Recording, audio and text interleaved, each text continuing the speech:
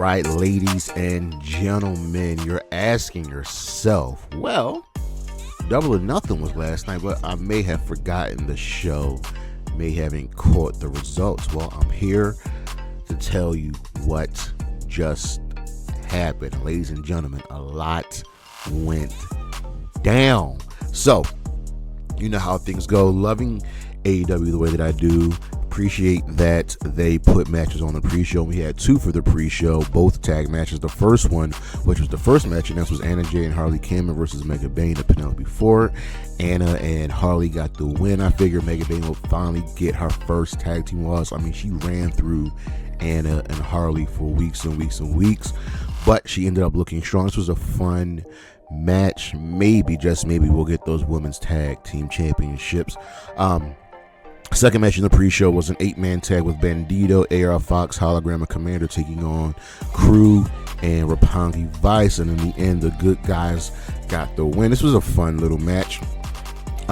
Things broke down because this things just always break down, but it was fun.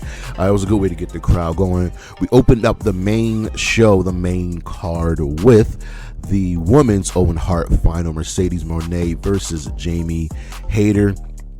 And this one built and built and built and built. I think a lot of us really believed that, Mercedes was going to win, but I had my money on Jamie. They started off slow with some technical wrestling and some mat holds, and then things picked up with the fist, the elbows, and the knees, and the counters. And Mercedes was always targeting Jamie's kidney area and her back, because we know the injuries she's had there. She hit the three amigos, and next thing you know, it's kicks and lariats, and the crowd are breaking out into CEO Jamie Hayter chants, because this is just getting really, really good. Mercedes applies the crossface. Hayter really counters out of it. She battles out of it, and Mercedes is going for everything in her book. She got hit with a sleeper, got out of that, applied the statement maker, and now they're countering everything. I believe they both hit tombstones on each other. Hayter was going for the Haterade, and things are just picking up. Mercedes kicks out, and these ladies are just absolutely tearing the house down.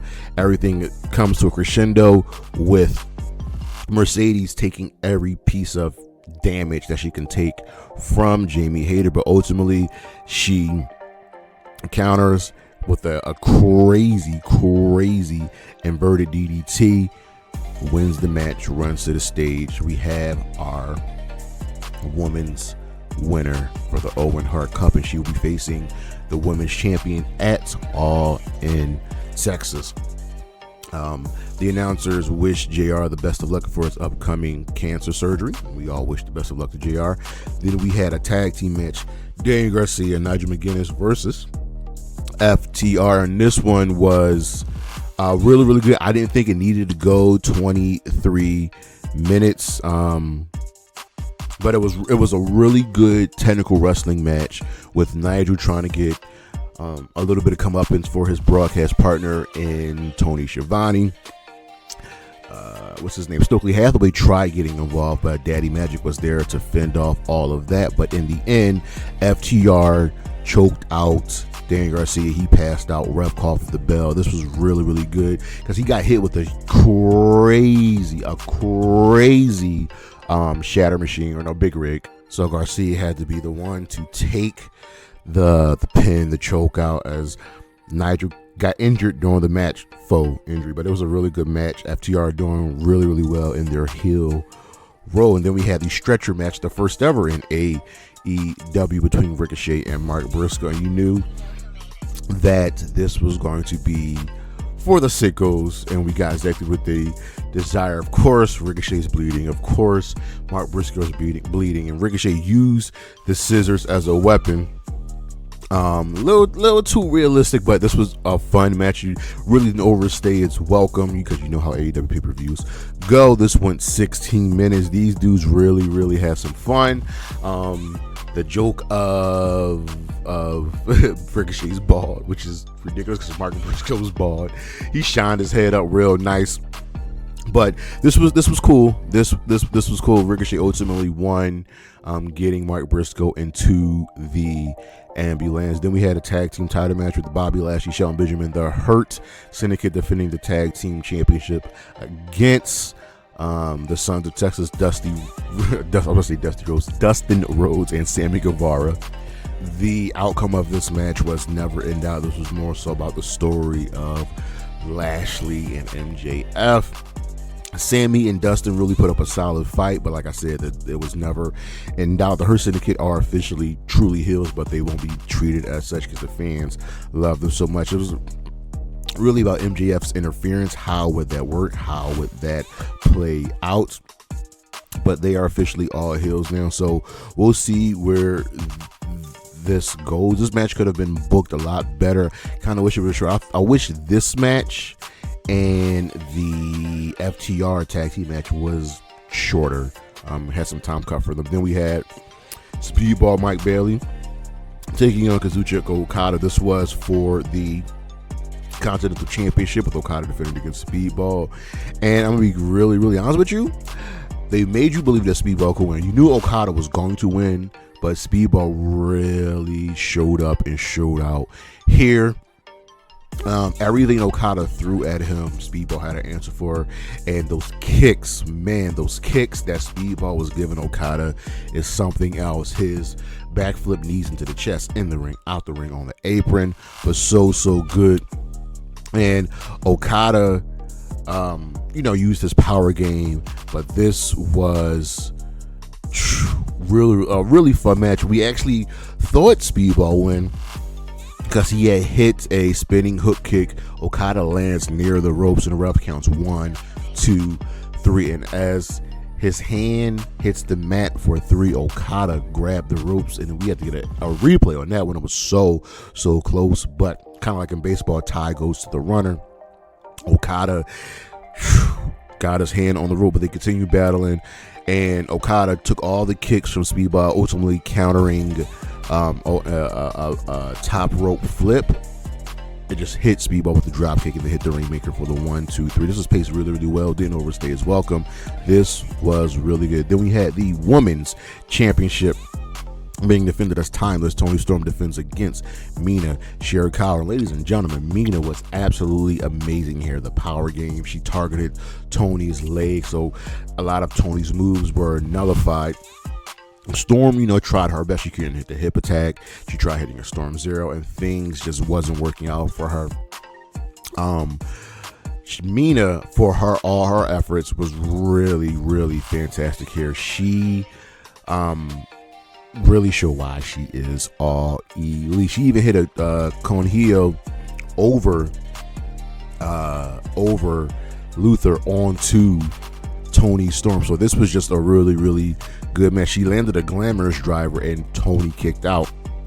And then Mina counters Toni's, comes back, hit a figure 4 in the ring, figure 4 on the outside. And they were trying no matter what. Toni would kick out. Toni kicked out of a lot of big moves, but ultimately Storm out of nowhere hit the headbutt and then hit the Storm Zero 1, 2, 3, because nobody kicks out of Toni Storm Zero unless you're Mariah May. And then they kissed after the match, which was weird, but whatever. You know how these two are. They're still friends. Then we had, ladies and gentlemen, Anarchy in the arena. The Death Riders, John Moxley, Claudio Castagnoli, Wheeler Yuta, Marina Shafir teaming up with the Young Bucks, Matthew Nicholas Jackson, taking on the Opps, Samoa Joe, Powerhouse Hobbs, and Kazuchika Shibata, Willow Nightingale, Swerve Strickland, and Kenny Omega. So everybody comes out except for Joe. We're like, where's Joe? The Young Bucks come out to this Founding Fathers thing with a whole proclamation. It was fun. They were dressed like kind of the Founding Fathers. So the bell ring, and of course, wow. I don't know. Sorry, you know how this goes. The music plays, so they were playing this patriotic music, and everybody's fighting. But Joe shows up behind Claudio, who was in the stand. So there we go. And then Omega, and then they changed the music to "I'm So Excited" about the Pointer Sisters, and it's so hard to kind of really go over everything Omega's like, no. Let's change this up, and he let the bodies to the floor, and then that's going on. So now the bodies are hitting the floor. Everybody's hitting their moves. Willow and Marina are fighting in the back, beating the holy hell out of each other. And there's already blood. Hobbs took a lot of punishment, was really standing tall. It was really, really hard to get Hobbs down. He got attacked with a fork. Hobbs speared Mox through a table. The Bucks and Swerve and Omega, they're all battling. And we're in the parking lot with Willow and Marina, and they're fighting on the out there, and the bodies hit the floor. So then Claudia does a swing on, I think, Swerve, and he swings Swerve into the speaker, taking out the music. There you go. Apparently the whole sound system is linked to that one speaker, but whatever. Marina and Willow are battling back into the ring. Marina had a frying pan. She hit Willow with it. And the fans are already chanting, this is awesome, because we know the assignment for Anarchy in their arena. Marina then chained Willow's ear to the ring post. Matt leaps on Omega. We're getting people put through tables. Marina kicked Shibata in the chest as Mox is holding him. And Mox is like, hit me. Fans are chanting, please help Willow. And Hobbs takes care of the Young Bucks on the stage. Swerve comes out on a forklift and hits the Swerve stomp, and I'm just having a good time. Nana unlocks Willow, and then Willow slams Marina in the ring. Hobbs is the same to Yuta, and Joe put Mox's Kakina clutch. Shibata's got Yuta in his sleeper. Mox, everybody's getting choked out, and then we get the staple gun spot. Matthew Jackson's a staple gun, and he staple with Hobbs, and Hobbs is like, whatever. He puts a staple gun to Matt, try to staple him his forehead, whatever. So, what's his name? Swerve comes into the ring, and he staple guns everybody. Mox hits Willow with a cutter. Omega gives Marina a snap suplex after she hit him and spit in his face. And okay, that's just what we're doing. Everything is just getting down to it, and then out comes Gabe Kidd, because the good guys were getting the advantage. So Gabe Kidd turns the tide until Hook shows up, take care of Gabe Kidd, and for a little bit, and then Joe's like, oh my God, let's go, come on man, come join the fun. And Hook's like, nah, and just leaves. And I think we're going to get that Hook is upset he got replaced in the Opps with Hobbs. So we'll see that goes. But then he doesn't come back. Michael Briscoe comes out to help even the odds. He takes care of the Gabe Kidd, gets everybody to the back with the exception of like the Young Bucks, and they get the Death Riders into the ambulance, and then left in the ring is the Young Bucks with Swerve and Omega. Swerve's got his new sneaks on, hits the house call because it has the thumbtacks on them, and they win the match. The Opps, Swerve, and Omega win the match. This was just fun. This was so much fun. I love Anarchy in the arena. I don't know if I would have had the Death Riders lose, seeing as how Mox now has to go into All In with a loss on his record. He has to defend the championship. Then we had the match that was kind of just randomly added. It was Adam Cole, Roderick Strong, Kyle O'Reilly, the Paragon taking on Josh Alexander, Konosuke Takeshita, and Kyle Fletcher. This was solid. I think we didn't need this match on this card. I would have loved for this match to be like the main event of a Dynamite or a Collision and really, really built up. But it was a solid affair. It was a little cool down match. After Anarchy in the arena, Fletcher, Takeshi and Alexander, the Don Callis family gets the win. After the match, the rest of the family comes out. Lance Archer was already out there to attack the Paragon until Brody King, Tomohiro Ishii, and Hiroshi Tanahashi comes out and evens the odds, and ends with Fletcher getting hit with the boom knee. This was a good 6-man tag match. It didn't need to be on the card, especially after Anarchy in the arena, but I'm ultimately seeing what they're doing here. This match didn't need to be on a card. It could have been. Then we had announcement of Fyter Fest, which would be a 4-hour event on June 4th, including the AEW International Title Tournament. Omega gets a bye. He will face the winner of Claudia versus Commander. Also, Mascara Dorado versus Hachicero, and Brody King versus Josh Alexander will battle each other in the other bracket. Then we had the main event, ladies and gentlemen. Match of the year already. The men's Owen Hart final. Will Ospreay, Hangman Adam Page. And this match starts with 3 hours and 45 minutes of pay-per-view, not counting the pre-show. And ladies and gentlemen, the crowd were on their feet. We start off with a rapid fire series of moves, and then we finally slow it down, and it builds the intensity for over the 10 minutes. Ospreay with his kicks, Hangman with the lariats. Ospreay had a beautiful Spanish fly, and they're slow to get up. So now they're bounced on the top rope. We get a counter, and then Ospreay hits a superplex out of the corner. Hangman fires back with a southern lariat, tries to go for a buckshot. Ospreay kicked him to block it, and then he hits a shooting star press, and that only gets him a 2 count. Ospreay goes for the Oz cutter. Hangman blocks that and delivers a tombstone for a near fall. And this is already at the 20-minute mark. And I know I jumped over a lot, but there's a lot going on in this match. When we get to that 20-minute mark, the pace slows down for a few minutes so we can catch our breath. Now they're on, trying to struggle to get a move in, and Hangman hits the angel wings, and he doesn't deliver all the way, allowing Ospreay to kick out. Hangman goes for a top rope moonsault. Ospreay moves out of the way, hits a hidden blade, and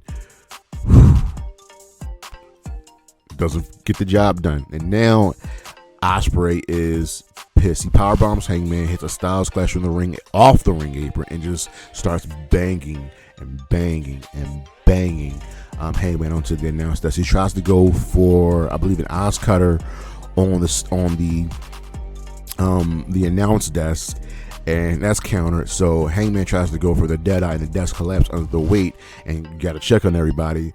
And that's real. That's believable. Ospreay had already hit another hidden blade at this point. So we get thrown back into the ring, and now they're trying to pull out all the stops. Ospreay is trying to go for the one-winged angel, and Hangman counters that, and he hits the big pressure. So they're doing their biggest rivals finisher, and it doesn't get the job done. And then we have the standoff. Ospreay removes his elbow pad. Hangman removes his elbow pad. Hidden blade versus the buckshot lariat. And before we even get to all of that, Stormbreaker, near fall. V-trigger, near fall. And we go for the shootout, and Hangman hits the buckshot lariat to get the win at the 37-minute mark. So July 12th, All In, Mox, Hangman for the World Championship. Hangman goes back into the ring, helps Ospreay up, offers a handshake. A dejected Ospreay shook his hand, and they had mutual respect for each other. This was great. This was an absolutely fantastic match. A lot of people kind of thought Ospreay was winning, but listen, I truly believe Ospreay is not winning until All In next year in London, and that way the pop will be even greater. You got to remember, Hangman is the main character of AEW. This was really, really good. Really good. I know people are going to complain about spamming finishers, but we know what we get in AEW. This was absolutely fun, absolutely fantastic. This was a solid pay-per-view. I'm going to give it an A- just because of the length, and I thought some of the matches didn't need to be so long. The FTR tag match didn't need to be long. I thought you could have cut down the World Tag Team title match, and the Trios match didn't need to be on the card, and we could have got those right there at 4 hours. Overall, this was a really, really good show. We have our 2 big main events for All In. All In is about 6 weeks away. So we'll see how we build up to that. We definitely got Fyter Fest. I'm also surprised that Okada is not in that international title tournament. We'll see how things go. But ladies and gentlemen, that was what just happened for Double or Nothing 2025. Come back later for the high risk wrestling recap. I'll see you when I see you. Peace.